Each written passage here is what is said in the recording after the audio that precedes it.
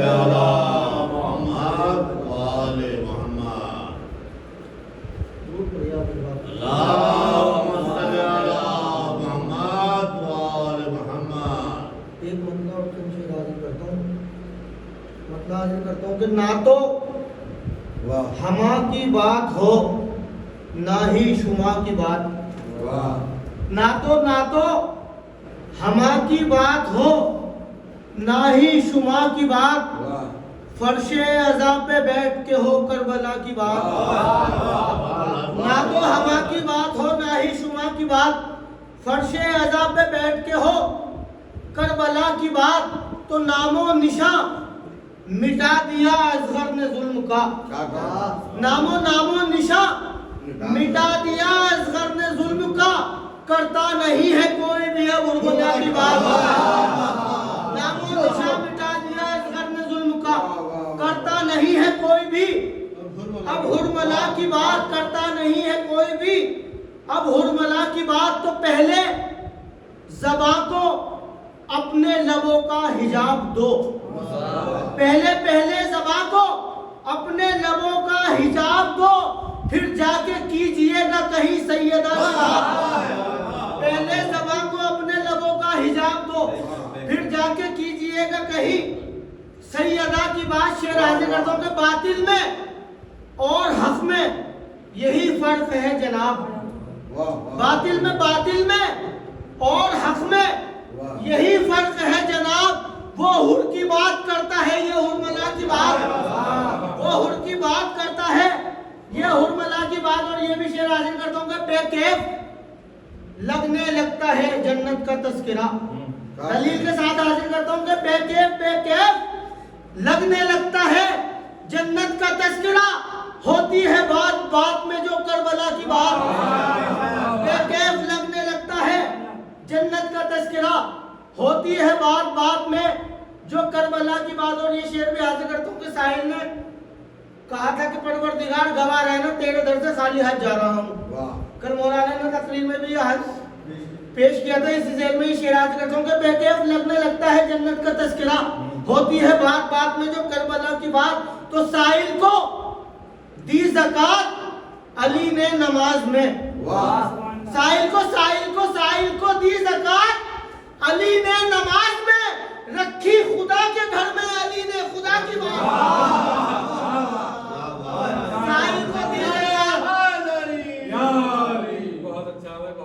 ساحل کو دی زکات علی نے نماز میں، رکھی خدا کے گھر میں علی نے خدا کی بات، رکھی خدا کے گھر میں علی نے خدا کی بات، تو فطرس کو بالوں پر دیے راہب کو ساتھ لال، فطرس کو بالوں پر دیے راہب کو ساتھ لال، یہ ہے کرم حسین کا یہ ہے عطا کی بات، فطرس کو بالوں پر دیے راہب کو ساتھ لال، یہ ہے کرم حسین کا یہ ہے عطا کی بات، یہ ہے کرم حسین کا یہ ہے عطا کی بات، تو دل کو سکون ملتا ہے ایمان کو پختگی، دل کو سکون ملتا ہے ایمان کو پختگی، یہ ہے در حسین پہ آب و ہوا کی بات، یہ ہے در حسین پہ آب و ہوا کی بات، تو کاغذ مسلح بن گیا سجدے میں ہے قلم، کاغذ مسلح بن گیا سجدے میں ہے قلم، تحریر کر رہا ہوں میں آل ایبا کی بات، تحریر کر رہا ہوں میں آل ایبا کی بات، تو معراج میں تھا کون نہ جانے پسے حجاب، معراج میں تھا کون نہ جانے پسے حجاب، وہ تھی خدا کی بات یا شیر خدا کی بات، وہ تھی خدا کی بات یا شیر خدا کی بات۔ مقطع ایسے کرتا ہوں کہ بخشش کا یہ ذریعہ بنے گی بروز حشر، بخشش کا یہ ذریعہ بنے گی بروز حشر، معصوم جو لبوں پہ ہے آل ایبا کی بات، معصوم جو لبوں پہ ہے آل ایبا کی بات۔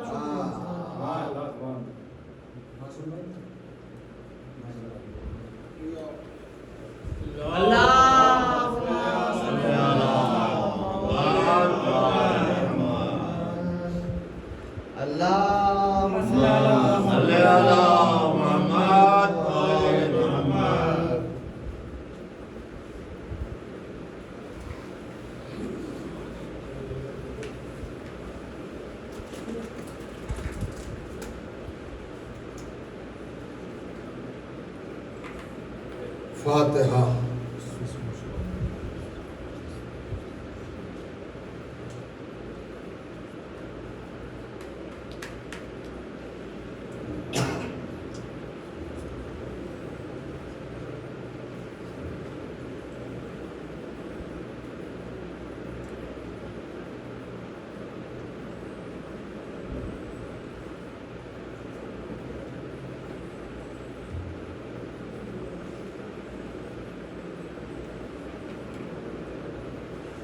اللهم صل على محمد وآل محمد. اعوذ باللہ السمیع العلیم من الشیطان اللعین الرجیم. بسم اللہ الرحمن الرحیم. الحمد لأہلہ والصلاة علی اہلہا لا سیما علی سیدنا و مولانا ابی القاسم محمد. اللهم صل على محمد وآل محمد. قائل بیتہ الطیبین الطاہرین المعصومین المظلومین واللعنۃ الدائمۃ علی اعدائہم اجمعین من یومنا ھذا الی یوم الدین. اما بعد فقد قال سبحانہ وتعالی بسم اللہ الرحمن الرحیم. اولئک الذین آتیناہم الکتاب والحکم والنبوۃ فإن یکفر بہا ہؤلاء فقد وکلنا بہا قوما لیسوا بہا بکافرین. صلوات. اللهم صل على محمد وآل محمد. عزیزان اپنی گرامی قدر، الحمدللہ آپ کی مبارک اور مقدس سماعتوں کی جناب میں آج نظام ہدایت اور اس کے محافظین کے تعارف کے عنوان سے 8ویں گفتگو کا آغاز ہو رہا ہے. 7 روز تک مسلسل جو حقائق اور جو صداقت قرآن مجید کی آیات کی بنیاد پر آپ نے سماعت فرمائی ہے، یقیناً وہ آپ کے اذہان عالیہ میں محفوظ ہوں گی. قرآن مجید کے 6 سورے کی 89ویں آیت مسلسل اس موضوع کے حوالے سے آپ کی خدمت میں تلاوت کی جا رہی ہے. ارشاد ہوتا ہے اولئک الذین آتیناہم الکتاب والحکم والنبوۃ. اللہ نے اس آیت میں پہلے حصے میں نبوتوں کا تعارف کرایا ہے، اپنی بارگاہ کی رسالتوں کا عرفان عالم انسانیت کو دیا ہے، رہبروں کی اور ہادیوں کی شناخت بتائی اور علامتوں کا تذکرہ کیا ہے، نشانیوں کا ذکر کیا ہے.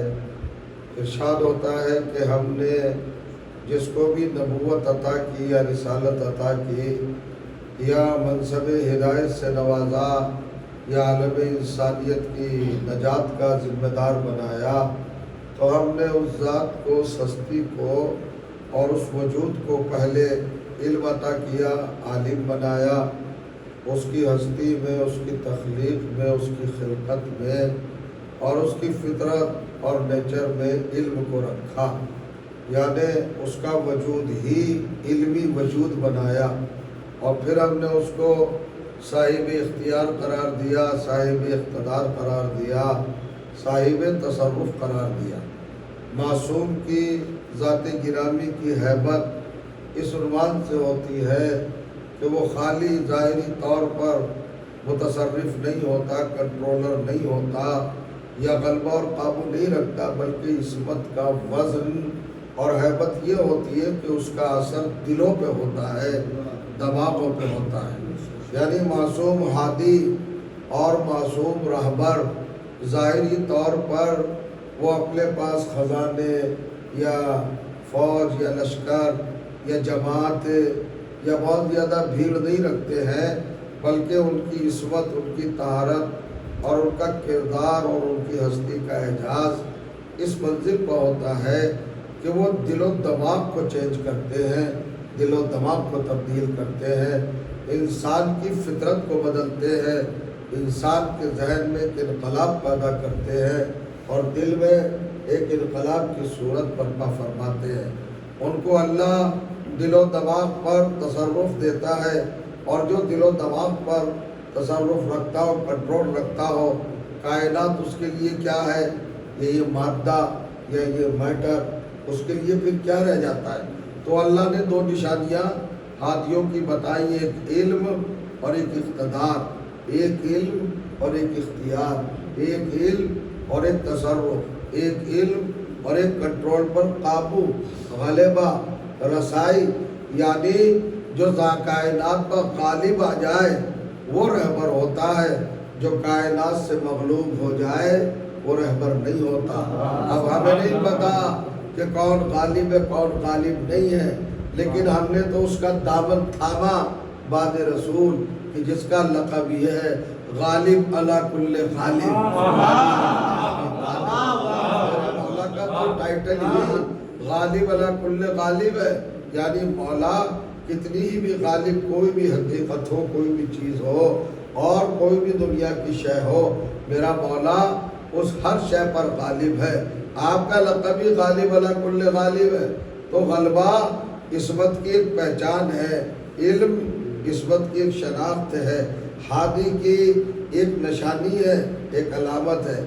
7 دن تک آپ کی خدمت میں ہم نے نبوتوں کا اور رہبروں کا اور ہادیوں کا اور رہنماؤں کا اور پیشواؤں کا تعارف کرایا، مگر اس آیت کے 2 ٹکڑے تھے۔ کل سے ہم نے گزشتہ کل سے ان کا بھی تعارف کرایا جنہوں نے رسالتوں کی حفاظت کی ہے، نبوتوں کو تحفظ دیا ہے، اور صاحبان ہدایت کو جنہوں نے اپنی نصرت سے نوازا ہے، اپنی نگرانی میں رکھا ہے، پرورش کی ہے، یعنی ایک جماعت، ایک گروہ اور ایک لشکر باقاعدہ اللہ کی طرف سے وہ بھی معین کیا گیا، وہ بھی منتخب کیا گیا، وہ بھی سلیکٹ کیا گیا، جنہوں نے ان سب ہستیوں کی جنہیں اللہ نے ہادی بنایا تھا ان کی نصرت کی، مدد کی، تحفظ کیا، حفاظت کی۔ قرآن مجید نے کتنا کلیئر کر دیا ہے معاملے کو کہ کسی ذہن میں کوئی تشویش ہی نہ رہ جائے، کوئی الجھن ہی نہ رہ جائے، کوئی اختلاف ہی نہ رہ جائے۔ ہوگا میں اسے مانتا ہوں، میں اسے مانتا ہوں، یہ اسے اور تسے کا مطلب قرآن میں ہے ہی نہیں۔ قرآن نے تو صاف کہہ دیا کہ دیکھو جسے ہدایت کی ذمہ داری دیتے ہیں اس کو بھی ہم چنتے ہیں، اور جسے ہادی کی حفاظت کی ذمہ داری دیتے ہیں اسے بھی ہم ہی چنتے ہیں۔ یہ دونوں انتخاب ہمارے ہیں، یعنی ہمارا ہی منتخب ہوگا نبی بھی اور ہمارا ہی منتخب ہوگا محافظ نبی بھی۔ جو نبی کی حفاظت کرے گا اسے بھی تم نہیں بناؤ گے، ہم ہی بنائیں گے۔ جو نبی کا ناصر و مددگار ہوگا اس کا سلیکشن بھی تم نہیں کرو گے، اس کو بھی معین ہم ہی کریں گے۔ تو یہ قرآن کا بہت عظیم اعلان ہے، اگر اس کو پیش نظر مسلمان رکھ لے تو سارے اختلافات ختم ہو سکتے ہیں۔ یہ 73 فرقوں والا معاملہ بالکل کل عدم ہو سکتا ہے، یہ بلیا بیٹ ہو سکتا ہے، اور الحمدللہ سب ایک ہو سکتے ہیں اگر قرآن کے اصول پر چلے۔ اب ملاحظہ فرمائیں بھائی، ہمارا عقیدہ ہے، ہمارا ایمان ہے، ہر مسلمان کا اپنی جگہ پر یہ پختہ یقین ہے کہ اللہ نے جس کو بھی نبی بنایا، جس کو بھی رسول بنایا، یا جس کو بھی اپنی بارگاہ سے ہادی بنایا، اس کی کوالٹی کم سے کم عصمت تو ہے، یعنی وہ گناہوں سے پاک ہے، وہ غلطیوں سے بری ہے، اس کے یہاں لغزش کا کوئی امکان نہیں ہے، وہ ٹھوکر نہیں کھاتا، وہ گمراہی سے دوچار نہیں ہوتا۔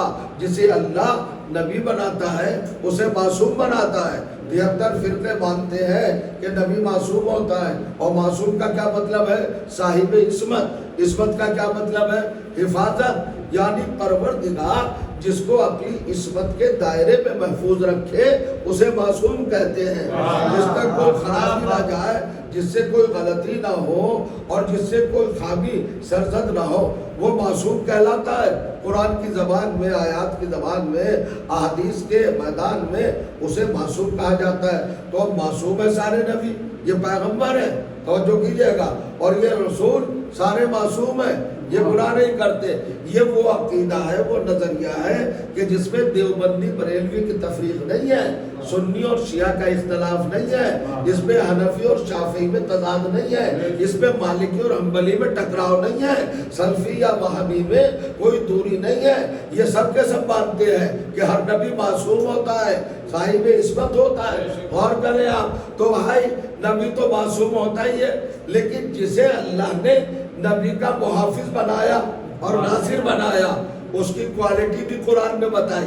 توجہ چاہ رہا ہو، اس کا معیار بھی قرآن میں بتایا، اس کا اسٹیٹس بھی قرآن میں بتایا. فَإِيَكْفُرْ بِهَا هَؤُلَاءِ اگر دنیا پوری ہمارے نبی کا، ہمارے رسول کا، کسی بھی نبی کا، کسی بھی رسول کا، کسی بھی ہادی کا، ساری دنیا مل کر اگر انکار کر دے، مخالفت کرے، اپوز کرے، یا ان کے مقابلے پہ آ جائے، ڈینائی کرے، یا ان سے نفرت کرے، یا انہیں نہ مانے، تو ہمارے کسی بھی نبی پر یا کسی بھی رسول پر کوئی فرق نہیں پڑتا.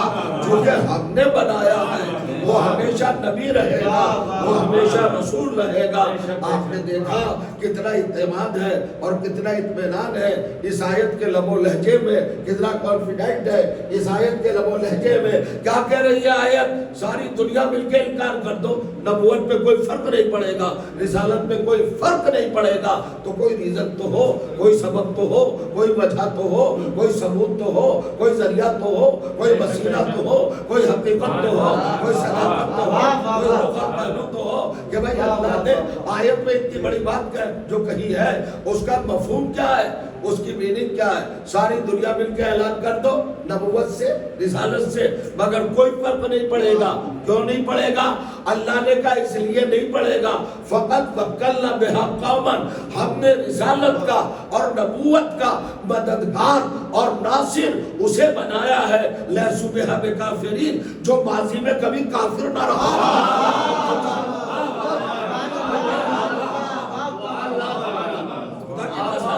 ہمیں نہیں پتا آدم کا محافظ کون تھا، آدم کا ناصر کون تھا، ہمیں نہیں پتا. نوح کا ناصر کون تھا، محافظ کون تھا، ہم نہیں جانتے. ابراہیم کا محافظ کون تھا، ناصر کون تھا. مگر بھائی ساری دنیا یہ تو جانتی ہے محمد مصطفیٰ کا محافظ کون تھا، یا ناصر کون تھا. اب میں کہنا چاہتا ہوں آیت کا یہ دوسرا ٹکڑا لیسوا بہا بکافرین، فقط وکلنا بہا قوما لیسوا بہا بکافرین، ہم نے نبوت کا بہا، ہم نے اس نبوت کا، اس رسالت کا محافظ و ناصر کسے بنایا ہے؟ اسے بنایا ہے جو کبھی ماضی میں کافر نہ رہا ہو. سنیے میں کیا کہہ رہا ہوں، آئیے تو سب کا یقین ہے نا کہ حضرت ابو طالب محمد مصطفیٰ کے ناصر ہیں، مددگار ہیں. تو اب یہ آیت کا ٹکڑا غور کریے گا، یہ کوئی بیان نہیں ہے، یہ ابو طالب کے ایمان کا قصیدہ ہے.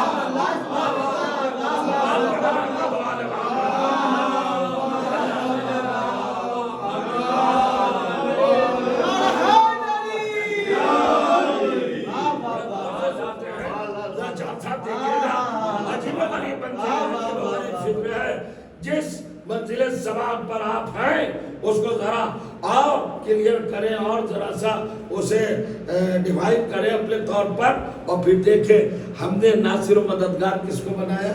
ہم نے ناصر و مددگار سرکار دو عالم کا، چونکہ ہمارا رشتہ براہ راست اور ہمارا تعلق سرکار ختمی مرتبہ سے ہے، سید الانبیاء سے ہے، امام کونین سے ہے نا، جسے اللہ نے یاسین کہا، طٰہٰ کہا، مزمل کہا،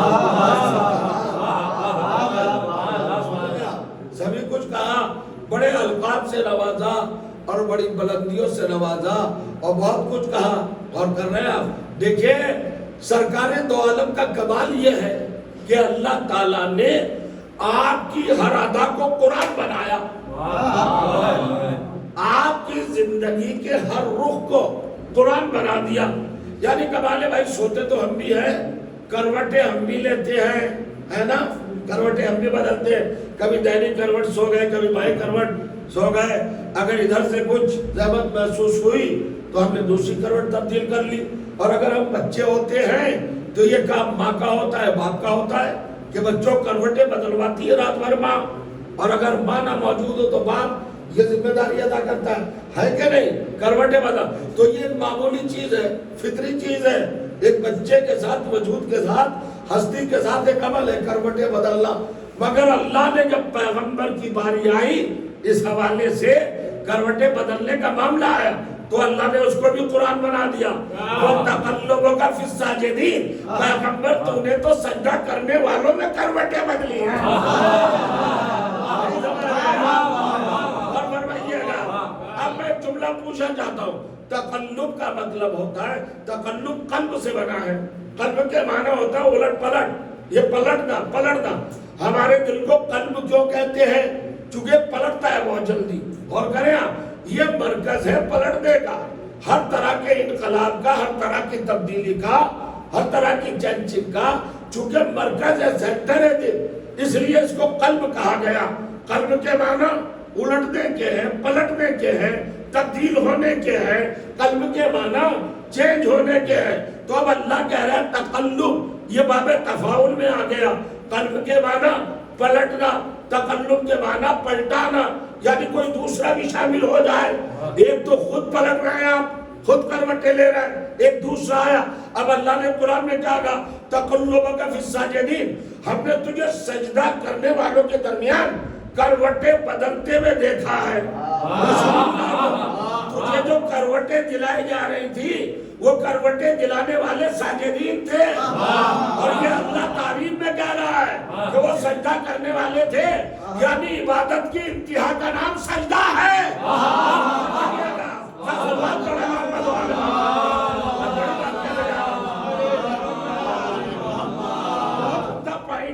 بہت عمدہ نقطہ ہے، کل تک جو تھے وہ بھی سن لیں، پھر میں تھوڑا سا ریپیٹ کرتا ہوں۔ محافظ کون ہے، ناصر کون ہے؟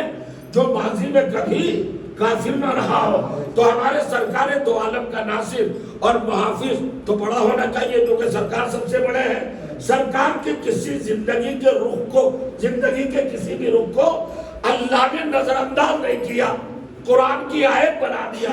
تقلبک فی الساجدین، ہم نے تمہیں سجدہ کرنے والوں میں کروٹیں بدلواتے ہوئے دیکھا، یعنی تھا کوئی جو محمد کو کروٹیں بدلوا رہا تھا، اور اس کا اسٹیٹس قرآن نے کیا بتایا؟ وہ ساجدین میں سے تھا۔ اب یہ ساجدین کون ہے؟ قرآن پڑھیے جا کر، دو ہی گروہوں کو ساجدین کہا ہے اللہ نے۔ اب سنیے، دو آیتیں پڑھتا ہوں۔ ایک جگہ پر فرشتوں کو کہا کہ یہ ساجدین ہیں، چونکہ شیطان کے لیے کہا لم یکن من الساجدین، شیطان جو ہے وہ سجدہ کرنے والوں میں شامل نہیں ہوا، یعنی فرشتوں میں شامل نہیں ہوا، تو فرشتوں کو قرآن نے ساجدین کہا ہے۔ اور ایک آیت اور سنیے، سورہ رعد، قرآن مجید کا 13واں سورہ اور آخری آیت، توجہ کیجیے گا، فسبح بحمد ربک وکن من الساجدین، اے پیغمبر تم خود ساجدین میں شریک ہو جاؤ۔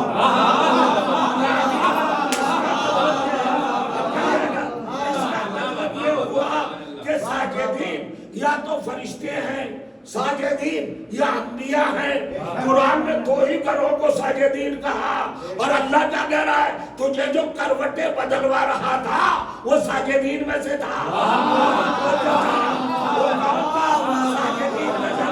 اب ساری باتیں چھوڑو، مسلمانوں قرآن سر پہ رکھ کے بتاؤ تمہارے محمد کو کروٹیں کس نے بدلوایا؟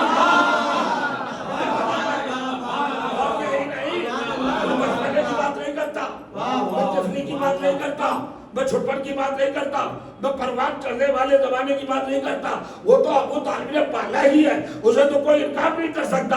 اعلان نبوت کے بعد جب شیب ابو طالب میں 3 سال تک کافروں نے بائیکاٹ کیا، سوشل بائیکاٹ، حکا پانی پورا گرا دیا، بالکل مقاطع قریش کہتے ہیں اس کو، اور یہ چلے گئے شیب ابی طالب میں، چھالے کھائی، پتے کھائے، بڑھتے رہے۔ اب سنیے جناب ابو طالب کا رات بھر کیا عمل تھا؟ رات بھر یہ عمل تھا، محمد کو اٹھاتے تھے، ان کی جگہ پر اپنے کسی بیٹے کو سلاتے تھے، یہ کروٹ بدلوائے۔ اب بتاؤ کروٹیں بدلوانے والا کون تھا؟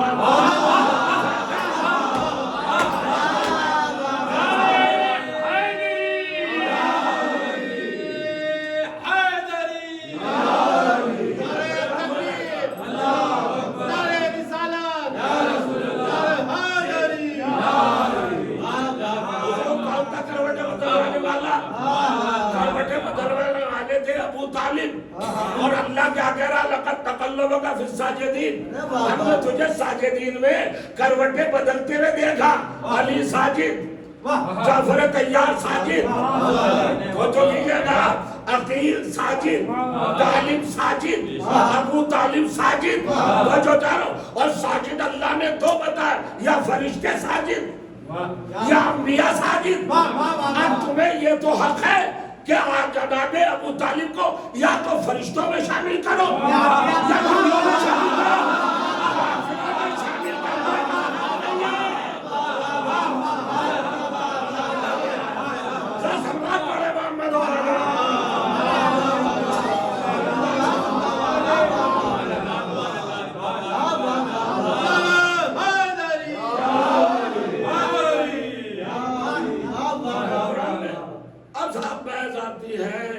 اور گفتگو آتی ہے درمیان میں، مسلمان کو ہر چیز سمجھ میں آ جاتی ہے، ہر چیز، جتنے بھی اسلام کی حقیقتیں سب سمجھ میں آ گئی، زکوٰۃ دینا سمجھ میں آ گیا، حج کرنا سمجھ میں آ گیا، اور دوسری باتیں سمجھ میں آ گئی۔ 1400 برس میں مسلمان کو حضرت ابو طالب کا ایمان سمجھ میں نہیں آیا، بحث اسی پہ ہے، ایمان نہیں لائے تھے صاحب، کلمہ نہیں پڑھا تھا صاحب۔ میں ایک جملہ کہہ دوں اگر اجازت ہو معذرت کے ساتھ عالم اسلام سے، دیکھیں یہ تعصب ہے، یہ عصبیت ہے، یہ شر ہے، شر، یہ عالم اسلام میں مسلمانوں کے مابین فساد پھیلانے کا عمل ہے باقاعدہ۔ ورنہ آپ ماشاءاللہ سمجھدار بیٹھے، مجھے بتائیے یہ بحث کا کوئی تو کہ علی کے باپ ایمان لائے کہ نہیں لائے؟ بھائی اکیلے علی تھوڑا ہی ہے اسلام میں،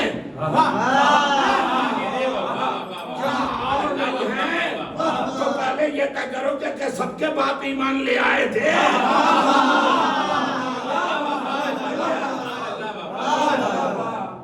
اگر بحث ہوگی علی کو تو تم نے بعد میں رکھا ہے چوتھے نمبر پر، یعنی دیکھیں یہ کیا بات ہوئی؟ آپ چوتھے نمبر پہ جس کو آپ نے تسلیم کیا، مانا، قبول کیا، اپنا خلیفۃ المسلمین ایکسپٹ کیا، اس کے بعد پہ تو بحث کر رہے ہیں، تو اس سے پہلے بھی تو 3 ہیں بھائی، مگر نہیں یہ بحث نہیں ہوگی، ہم نہیں کریں گے، چونکہ ہم فساد نہیں چاہتے، ہم شر نہیں چاہتے۔ ہمارے مراجع کرام نے کہا ہے کہ برادران اسلامی کے مقدسات کی توہین نہ کی جائے، تو چونکہ مانتے ایک بات اور سمجھئے، ہم تو اتنے نازک طبیعت لوگ ہیں اور اتنے لطیف مزاج لوگ ہیں اور اتنے پاکیزہ نظر لوگ ہیں، توجہ کریں آپ، ہندوستان کا منظرنامہ سامنے رکھتے ہیں، ایک قوم ہے ہمارے یہاں جنہیں ہم ہندو بھائی کہتے ہیں، اچھا سارے ہندو نہیں، سناتن دھرم، سناتن دھرم میں بھی سب نہیں، غور کریے گا، ایک خاصا طبقہ ہے جو گائے کو ماں کہتا ہے، گو ماتا، گاؤ مدر، کیا کہتے ہیں صاحب؟ گائے کو ماں کہتے ہیں۔ حالانکہ ابھی ہمیں 8 دن ہوئے حیدرآباد سے آئے ہوئے، ہم دکن میں گئے تھے، میرا بیٹا بھی ساتھ تھا، وہ ہم نے خود دیکھا کہ گائے کا ذبیحہ ہوتا ہے، گائے کا گوشت دکانوں میں باقاعدہ کھلے عام لگا ہوا ہے، ایسی بھی اسٹیٹ ہے ہندوستان میں، مگر ہم اس کو اچھا تھوڑے ہی کہتے ہیں۔ ایک طبقہ ہمارے برادران وطن کا وہ ہندو ہے مگر ہمارے بھائی تو ہیں، غور کریے گا، اولاد آدم تو ہیں، انسان تو ہیں، ان کا ایک مذہب ہے، ایک نظریہ ہے، وہ گائے کو اپنی ماں مانتے ہیں۔ تو یہ بتاؤ مسلمانوں 73 کے 73 فرقوں سے پوچھ رہا ہوں، آپ اس کا احترام کرتے ہیں کہ نہیں؟ کیا ہندوؤں کے سامنے آپ گائے کی توہین کریں گے کہ نہیں کریں گے؟ تو ماں کہہ رہے ہیں، ان کا کہ ہم ماں تو کہیں گے نہیں، تو آپ سے کون کہہ رہا ہے کہ آپ ماں کہیے؟ آپ پر ادعا ہے کہ آپ احترام کیجئے اور آپ اس طرح سلوک کیجئے کہ ہندوؤں کا دل نہ دکھے، ان کا دل نہ ٹوٹے، چونکہ وہ گائے کو آستھا کی منزل پر، عقیدے کی منزل پر احترام دے رہے ہیں، تو آپ بے احترامی نہ کیجئے۔ غور کریے گا، سنیے، اور ہم نے دیکھا دیوبند سے فتوا، ندوہ سے فتوا، مصر سے فتوا، ہر عالم کا فتوا، مولانا ارشد مدنی کا فتوا، مولانا محمود کا فتوا، مولانا حسن نحوی کا فتوا، قاسمی صاحب کا فتوا، مفتی کا فتوا، مظاہر العلوم کا فتوا، ہر جگہ سے فتوا ہے کہ گائے نہ کاٹی جائے، گائے کا ذبیحہ نہ کیا جائے، گائے کا احترام کیا جائے۔ ارے بھائی گائے کا احترام کیوں کر رہے ہو؟ کہ وہ ہندو اس کو مانتے ہیں، اس کا احترام کرتے، آج تک کسی نے نہیں کاٹی تھا۔ توجہ چاہ رہا ہوں، یعنی ہندو اگر گائے کو اپنی ماں کہیں تو اس کے احترام کا فتویٰ دیتے ہو، اور ہم سلطنہ کا احترام کریں اس کے لیے فتویٰ دیتے ہو۔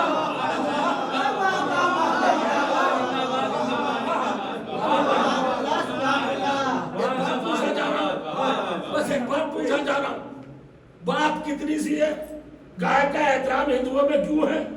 کس بنیاد پر ہے؟ کیا دودھ کی جگہ سونا دیتی ہے وہ؟ کیا کہنے، سبحان اللہ سبحان اللہ۔ گوڑ کا لیکویڈ دودھ کی جگہ نکلتا ہے، کیا وہ گوبر کی جگہ چاندی دیتی ہے؟ کہیں گے ایسا تو کچھ نہیں، وہاں میں پھر احترام کیوں ہے؟ ان کا صاحب احترام یہ ہے کہ گائے نے شری کرشن کو دودھ پلایا تھا، پالا تھا، وہ ان کی زندگی کا سبب بنی تھی، تو وہ گائے تو اور تھی ہے تھوڑا ہی ہے، کہ اس کی نسل میں ہے۔ تو توجہ کہا، ایک گائے جناب شری کرشن کی خدمت کر لے تو اس کی پوری نسل محترم ہو جائے، اور ذوالجلال نے نبی کے نواسے کو بتایا۔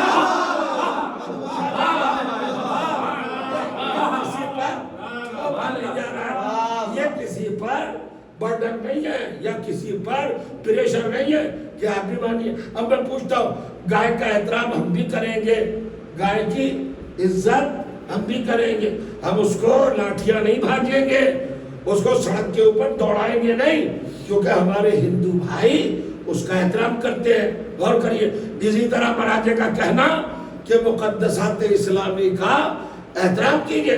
ہمارے برادران اہل سنت، ہمارے کلمے کے شریک، توحید کے شریک، قرآن میں ہمارے ساتھ، قبلے میں ہمارے ساتھ، توجہ کیجئے گا، نماز روزے میں ہمارے ساتھ، تو وہ جن کو مانتے ہیں، اب یہ ان کا معاملہ ہے بھائی، وہ کسی کو اگر احترام دے رہے تو غضنفر عباس کو منبر سے انہیں برا کہنے کا حق نہیں ہے، چونکہ دل ٹوٹے گا، فساد برپا ہوگا، غلط بات ہوگی، تو ہم برا کہہ بھی نہیں رہے۔ مگر ایک بات ہے، برا کہنا الگ ہے، کسی شخصیت کو برا کہنا الگ ہے، لیکن کسی شخصیت کا جائزہ لینا الگ ہے۔ کسی شخصیت کے بارے میں آپ گفتگو تو کر سکتے ہیں نا، مطلب کتنا ایمان ہے، کتنا جذبہ ہے، کتنا تقویٰ ہے، کتنی طہارت ہے، کتنا علم ہے، اس کا علم کتنا ہے، اس میں جہالت کتنی ہے، اس میں ایمان کتنا ہے، اس کا کفر کی رجحان طرف رجحان کتنا ہے، اس میں تقویٰ کتنا ہے، اس میں نفاق تو نہیں پایا جاتا، تو یہ چھان بین تو کی جا سکتی ہے۔ ہر ایک کے لیے، میرے لیے کر لیجئے، آپ کے لیے ہو جائے، کسی کے لیے بھی ہو جائے۔ بھئی جو بھی متقی ہے، امکان ہے نا، شاید جاگیے ذرا سا، میں کچھ کہنا چاہ رہا ہوں۔ بھئی کسی نے کہا کہ یہ بہت بڑے متقی ہیں، تو میرے اوپر لازم ہے کہ میں احترام کروں، مگر تحقیق تو کر سکتا ہوں کہ کہیں دھوکہ تو نہیں دیا، متقی ہے بھی یا نہیں، تو اب میں دیکھوں گا منافق تو نہیں ہے، یہ تو نہیں ہے، فلاں تو نہیں ہے۔ حالانکہ قرآن نے بھی متقین کی تعریف کی ہے، آیات میں پڑھا ہے، اللہ نے ثنا اور مدح کا سلسلہ رکھا ہے صاحبان تقویٰ کے لیے، مگر میں یہ تحقیق کرنے کا حق تو رکھتا ہوں کہ واقعی یہ متقی ہے کہ نہیں، کہیں منافق نہ ہو اور میں اس کے جھول میں جھانسے میں پھنس جاؤں تو دیکھوں گا نا متقی ہے کہ نہیں۔ توجہ چاہ رہا ہوں، تو ہر متقی پر گفتگو ہو سکتی ہے، متقی ہے یا نہیں، متقی ہے یا نہیں، مگر اہل بیت کو اللہ نے، ابو طالب کے گھرانے کو اللہ نے اس سے الگ رکھا، انہیں صرف متقی نہیں کہا، انہیں امام المتقین بنایا۔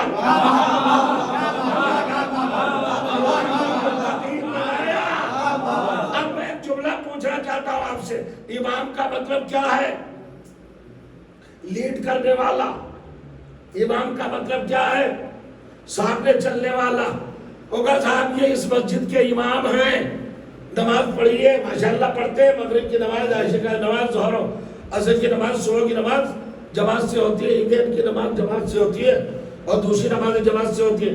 کبھی ایسا دیکھا آپ نے کہ مامون آگے ہو اور امام پیچھے ہو؟ صاحب یہ کیسے ہوگا؟ انجن پیچھے ہوتا ہی نہیں، آگے ہوتا ہے. تو امام تو جماعت کا انجن ہے جو جماعت کے ڈبوں کو آگے بڑھا رہا ہے. تو امام کا مطلب ہے آگے ہونا. امام نماز، امام مسجد جو آگے کھڑا ہو. امام المتقین جو متقین کے آگے ہو. اب ہمیں کیا پڑی ہے صاحب کہ ہم اپنا وقت برباد کریں؟ محسن صاحب متقی ہے یا نہیں، تقوی ہے یا نہیں، علی جعفر صاحب متقی ہے کہ نہیں، ان میں تقوی ہے کہ نہیں، ہم کیوں صاحب وقت برباد کریں؟ جب کہہ دیا علی امام المتقین ہے اور امام کا مطلب ہے آگے چلنا، ہم تو یہ دیکھیں گے علی کے پیچھے کون چل رہا ہے.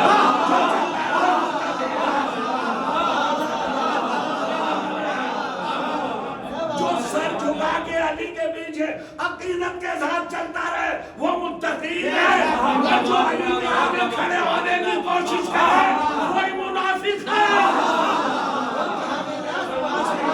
سلوات پڑھتے ہیں محمد اور آل محمد.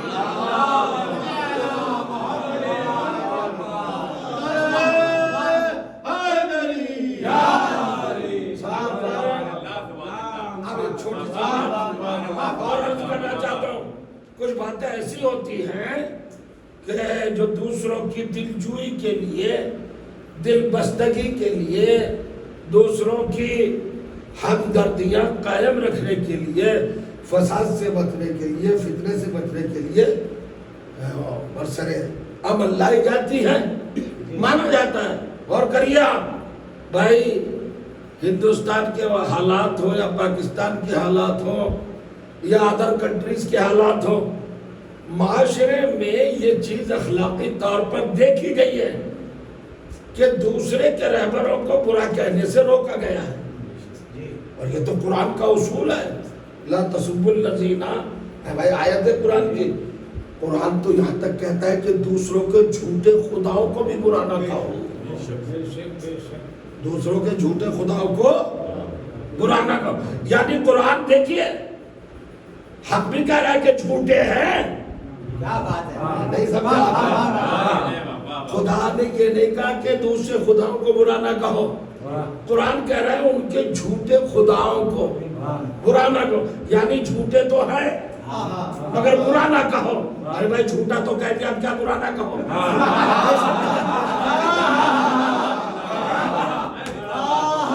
تو کہہ دیا، اب سب کچھ تو کہہ دیا، مگر اس کے بعد بھی کہتا ہے نہیں، یہ تو ہمارے علم میں ہے نا کہ جھوٹے ہیں، مگر تم نہ کہو، یہ تو طے ہو گیا جھوٹے ہیں.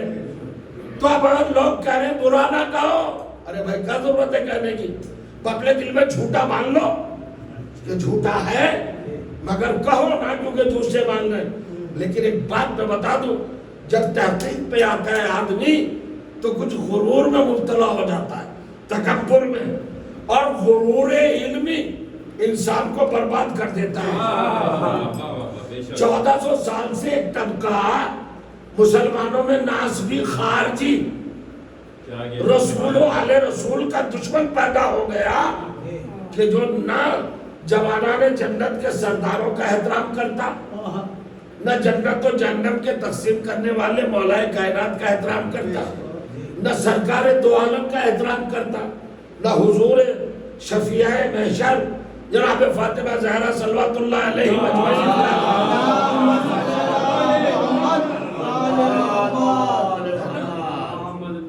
اور ہمارے آپ پر میں بار تو نہیں بن رہا ہوں، ایک فکر پیش کرنا چاہتا ہوں.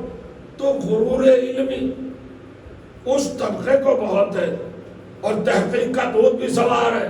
یہ ناسبی ہے، سلفی ہیں، یہ سپاہی صحابہ ہے جو مسلمانوں کو قتل کرتے ہیں. SIS کیا ہے وہ ہے نا،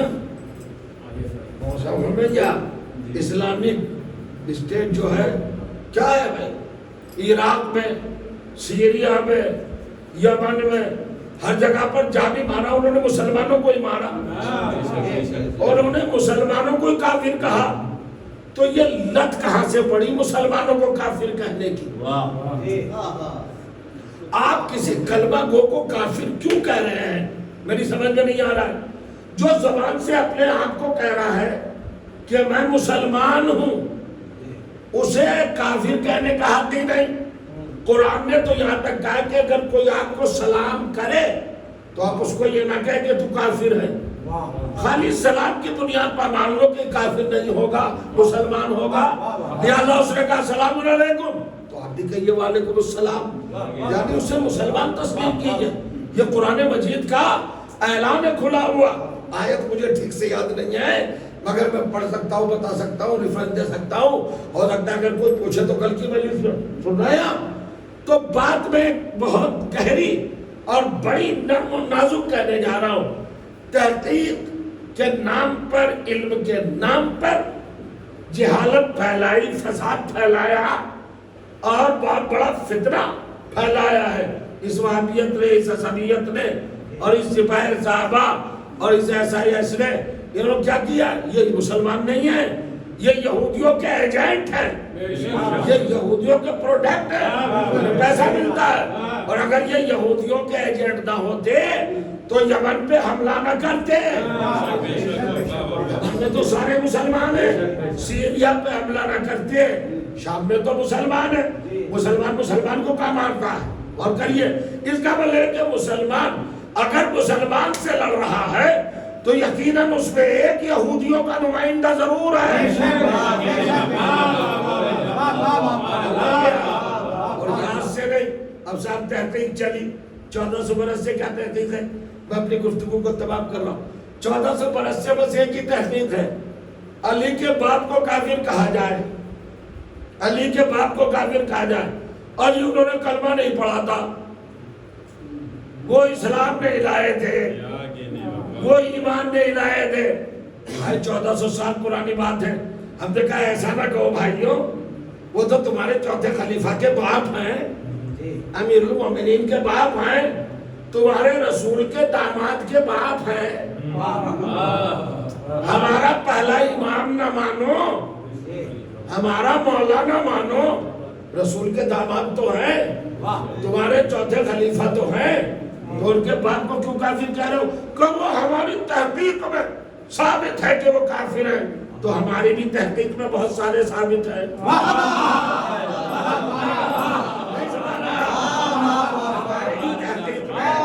کیا تحقیق کا حق تمہیں ہے بس, ہمیں نہیں ہے؟ ہماری بھی تحقیق میں بہت سارے کافر ہیں. سنو, اگر تم نے 1400 سال سے مسلسل حضرت ابو طالب کو کافر نہ کہا ہوتا تو پھر یہ منظر نہ آتا. ہم نے جملہ کہنا چاہتا ہوں, تم تو پورے مل کر توجہ کیجیے گا, لشکر کا لشکر, جماعت کے جماعت حضرت ابو طالب کو 1400 برس سے کافر کہتے نہیں تھے کہ آصف رضا علوی نے ایک کو کافر کہہ دیا.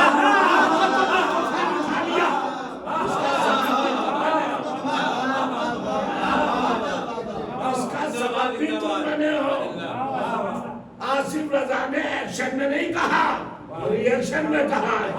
جب کسی کو تنگ کرو گے تو تیرا باپ کافر, تیرا باپ کافر, تیرا باپ کافر, تیرا باپ کافر, تو ایک دن وہ کتنا بھی اخلاق والا ہو, جھلا کے کہے گا تیرا باپ بھی کافر ہے.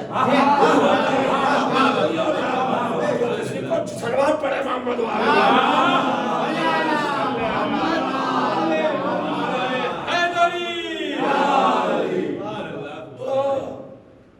اخلاقیات, کفر, ایمان, یہ تمام چیزیں اپنی جگہ پر ہیں, لیکن اسلام بھی تو ہمیں کچھ درس دیتا ہے. سیرت رسول ہمیں کچھ بتاتی ہے نا. میں عرض یہ کر رہا تھا عزیزوں کہ سرکار دو عالم کی ایک ایک ادا کو قرآن بنا دیا اللہ نے. میں نے مثال دی وَتَقَلُّبَكَ فِي السَّاجِدِينَ, ہم دیکھ رہے ہیں قَدْ نَرَى تَقَلُّبَكَ فِي السَّاجِدِينَ. محمد ہم تمہاری نگرانی کر رہے ہیں, ایک ایک کروٹ پہ نظر ہے ہماری, سجدہ کرنے والوں میں تم کروٹ ہے. اس کروٹ بدلنے کے بہت سارے معنی مفسرین نے لکھے کہ ایک سلب سے دوسرے سلب میں آئے, دوسرے سلب سے تیسرے سلب میں آئے. تو بھائی چلو یہ تو اور اچھی بات ہو جائے گی, یعنی جس سلب میں بھی آئے رسول اللہ وہ ساجد تھا.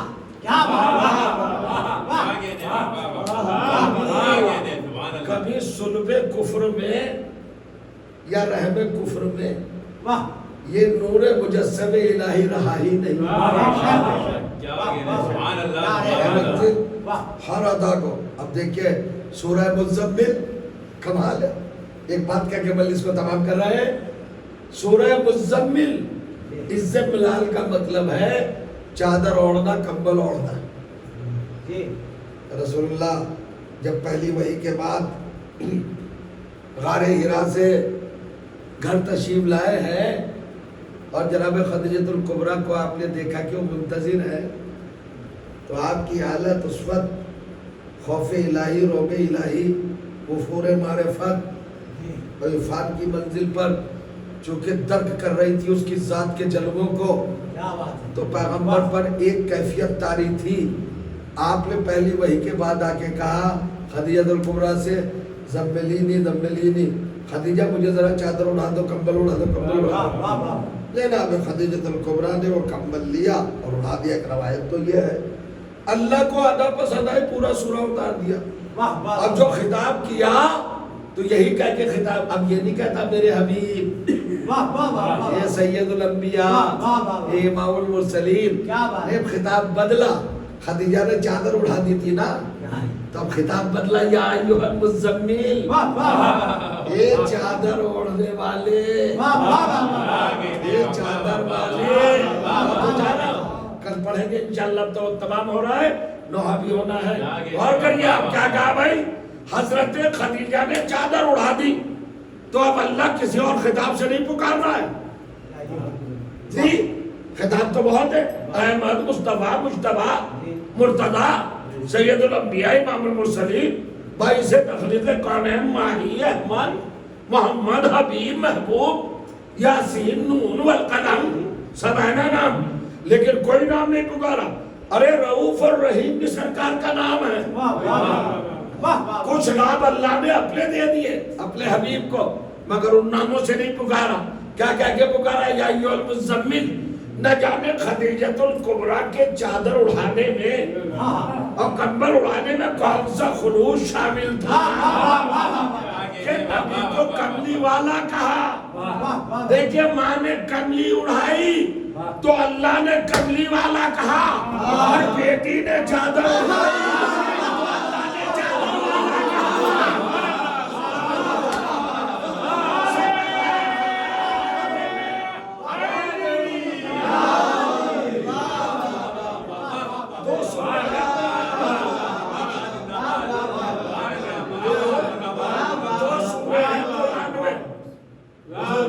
ایک سورہ مزمل، ایک سورہ مدثر. مزمل کا مطلب ہے کملی والا، مدثر کا مطلب ہے چادر والا. تو تاریخ سے پوچھو کملی کس نے اڑائی؟ تاریخ سے بتاؤ چادر کس نے اڑائی؟ ایک ماں ہے، بیٹی ہے. یہ سورہ مزمل اور سورہ مدثر یہ قرآن کے دو سورے نہیں ہیں، یہ ماں بیٹی کے دو قصیدے ہیں.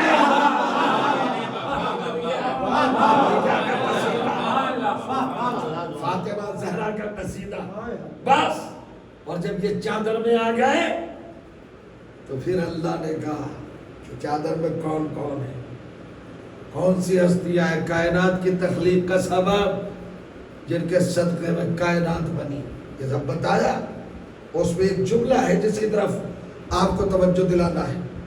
جملہ یہ کہ حضرت جبرائیل نے پوچھا یا رب من تحت الکسا، چادر کے نیچے کون؟ تو اللہ نے کہا ہم فاطمہ تو وہ ابوہا و بالوہا و بنوہا. اللہم صلی اللہ محمد و آلِ محمد. چادر کے نیچے شہزادی عالمیان فاطمہ زہرا ہے، ان کے بابا جان ہیں رسول اسلام، ان کے شوہر نامدار ہیں مولا متقیان، ان کے بیٹے ہیں حسنین علیہ السلام.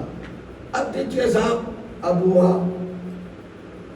شہزادی کا باپ، ابو کہتے ہیں باپ کو، ہاں نسبت ان کا باپ، ٹھیک ہے جملہ.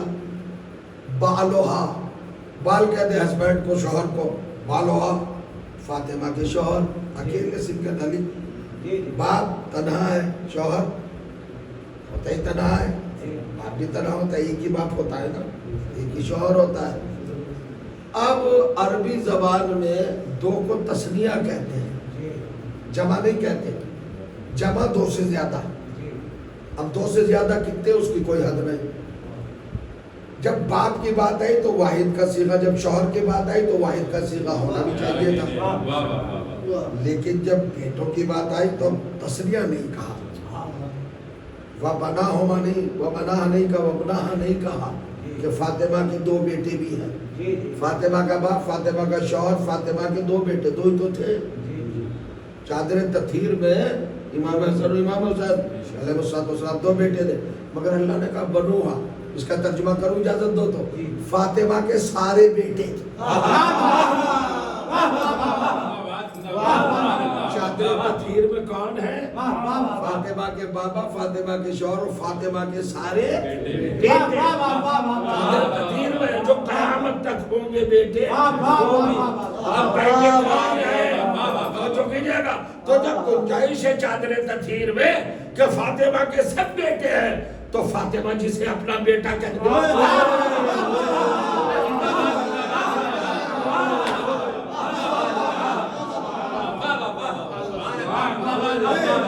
जिसे अपना बेटा कह दे, उस अब्बास अलमदार अलैहिस्सलाम का क्या मकाम होगा। तो बलूहा में यानी अब अब्बास अली के बेटे तो थे ही, अब फातिमा के बेटे भी हो गए।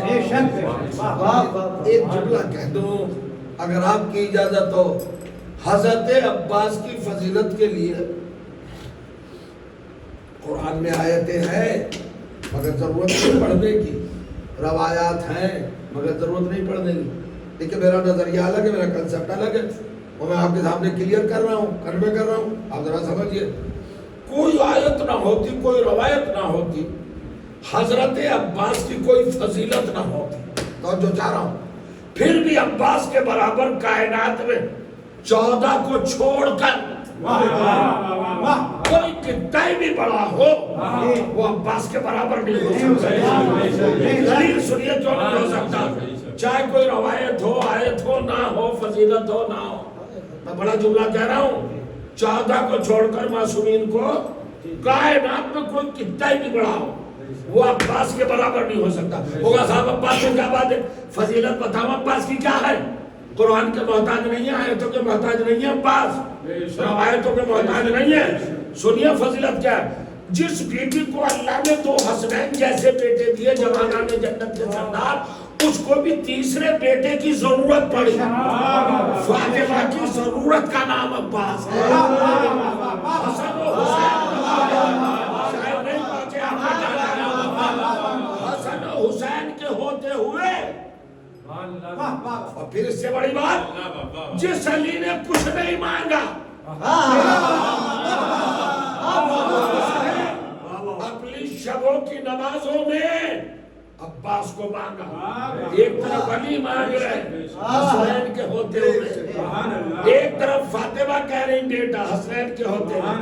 तो मैं कहना चाहता हूँ जहां अली और फातिमा की तवज्जो जा रहा हूं मजबूरी जाहिर हो, उस इजहार का नाम अब्बास है। इससे बड़ी फजीलत नहीं हो सकती। क्या भरोसा है अब्बास पर, क्या एतबार है अब्बास पर। अली को भी बड़ा भरोसा, फातिमा ज़हरा को भी बड़ा भरोसा। जब दुनिया छोड़ के गई तो शहजादी ज़ैनब को एक वसीयत की, बेटी जब मेरा अब्बास दुनिया में आए तो कान में कहना अब्बास अम्मा ने सलाम कहा था। बेटा कहना क्या मंजिल है, क्या मकाम है हज़रत अब्बास का। अब इससे भी ज्यादा कुछ पढ़ा जा सकता है। मुख्तसर लम्हात में मुक़य्यद ये बयान होता है, वसी तरवत हमारे पास में ये लाइव हो रहा है, पूरी दुनिया में सुना जा रहा है। आपकी आवाज आलमी आवाज बनी हुई इस वक्त। अंजुमन इमामिया की मजलिसें बड़ी आम मजलिस है, ये अशरा बड़ा मजरा होता है। हजरत अब्बास की मंजिल अब क्या बताऊं, बस एक जुमला सुनाऊंगा तसव्वुराती, एक जुमला तसव्वुराती सुनाऊंगा आपको मैं, आप रो लीजिएगा। शहादत नहीं पढ़ूंगा, कोई मजालिम नहीं पढ़ूंगा, आपकी आंखें फराज की तरह छलक गई और उबल पड़ी, आंसू आपने पेश कर दिए। सोचो जिसे फातिमा ने बेटा कहा हो, उस पर रोने को कितना महबूब रखती होगी, कितना चाहती होंगी अब्बास को, इसका अंदाजा तो लगाया नहीं जा सकता। आप करबला गए हैं, जिन लोगों ने करबला की ज़ियारत का शरफ हासिल किया है, तो इनमें आलिया भाई तो गए हैं करबला वाला। आपने ज़ियारत की इमाम हुसैन के रोज़े की, हज़रत अब्बास के रोज़े की, रोज़े थे उसको बैनुल हरमैन कहते हैं, दरमियान के रास्ते को। और शायद कोहे सफ़ा और मरवा के दरमियान हज में जितना फासला है उतना ही इमाम हुसैन अलैहिस्सलाम और हज़रत अब्बास अलैहिस्सलाम के रोज़ों के दरमियान फासला। तशरीफ ले गए आप करबला, जाएंगे इंशाल्लाह देखिएगा। अब एक चीज आपने देखी होगी, दुनिया से आ रहे लोग सलाम करने, जियारत करने, मुरादे लेने, अहद वफा निभाने, अंजाम देने। हज़रत इमाम हुसैन अलैहिस्सलाम के रोज़े पर, शहदा करबला अलैहिस्सलाम के रोज़े पर, वो जनाब हुर का रोज़ा है, वो जनाब औन का रोज़ा है, ये गंज शहीदा है, सब जगह जाते हैं ना। लेकिन एक खूबी मैं बताऊं, हज़रत अब्बास के रोज़े की गुंबद पर मैंने जो सुना है, अभी मैं करबला नहीं जा सका हूँ, ज़ियारत नहीं कर सका हूँ। मैं मौला की खिदमत चूँकि 2 महीने 8 दिन करता हूँ और महीने में मसरूफ़ रहता हूँ, और दूसरे दीगर मौक़े पर उन्होंने मेरी जिम्मेदारी और ड्यूटी लगाई हुई है। मेरा यही फरीदा है, जब बुलाएंगे चला जाऊँगा। अब गौर करें, मैंने ये सुना है बुजुर्गों से और किताबों में लिखा हुआ देखा है कि हर रोज़े पर परिंदा जाता है, हज़रत अब्बास के रोज़े पर परिंदा नहीं जाता, वहाँ नहीं बैठता। वो काबे के लिए और रोज़ों के लिए अलग है, वो दूसरा मामला, वो नहीं पढ़ रहा हूँ मैं। परिंदा परवास करके हज़रत अब्बास के रोज़े पर नहीं जाता, इमाम हुसैन के रोज़े पर जाते। कबूतर देखे होंगे आपने बहुत सारे, वो आप देखे होंगे, आपने बहुत सारे पढ़ देखे होंगे, परिंदे देखे होंगे, मगर गौर करिएगा हज़रत अब्बास के गुंबद पर आपको परिंदा नहीं मिलेगा, वहाँ जाता ही नहीं। असल में परिंदों को भी एहसास है, हर चीज को एहसास है। अगर रोना चाहे तो रो ले। हमसे दुनिया कहती है आप क्यों रोते हैं हज़रत अब्बास, तो चल के परिंदों से पूछो ना कि हुसैन अलैहिस्सलाम के रोज़े पर जाते हो, औन के रोज़े पर अलैहिस्सलाम के रोज़े पर जाते हो, और अलैहिस्सलाम के रोज़े पर जाते हो, और सबके रोज़ों पर जाते हो, रसूलुल्लाह के रोज़े पर जाते हो। हर रोज़े पर कबूतर नजर आते, अब्बास के रोज़े पर क्यों नहीं जाते परिंदों, एक कबूतरों क्यों नहीं जाते? तो शायद वो ज़बाने हाल से कहें हर एक के रोज़े पर जाएंगे हम, अब्बास के रोज़े पर नहीं जाएंगे, इसलिए कि हम पैरों से चल के नहीं जाते, हम बाजुओं से उड़ के जाते हैं। जिसके बाजू कट गए हो, कटा हो गए हो, हम उसके रोज़े पर बाजू लेके कैसे जाए? और बाजू पर जैनब को भरोसा था, सैलानियों को भरोसा था कि जब तक ये बाजू है हमारी चादर कोई नहीं छीन सकता। मगर जब अब्बास मारे गए, ज़ैनब ने कहा बीवियों मैं अपना वादा पूरा कर लेती हूँ। वसयअलमुल लज़ीना ज़लमू अय्याम मुनक़लिबिन यनक़लिबून अला लअनतुल्लाहि व अलल क़ौमिज़ ज़ालिमीन। रब्बना तक़ब्बल मिन्ना इन्नका अंतस समीउल अलीम। रब करीम तुझे ज़िक्र अज़ीम का वास्ता हमारे इबादत को शरफ़ कबूलियत अता फरमा। परवरदिगार हमको नेक अमाल करने की तौफीक अता फरमा। हमारी कौम में जो मरहूम हो चुके उन सबको जवारे अहले बैत में आला मकाम करामत फरमा। परवरदिगार जो जिंदा है उनको अपनी रहमत के एहसान में जिंदा और सलामत रख।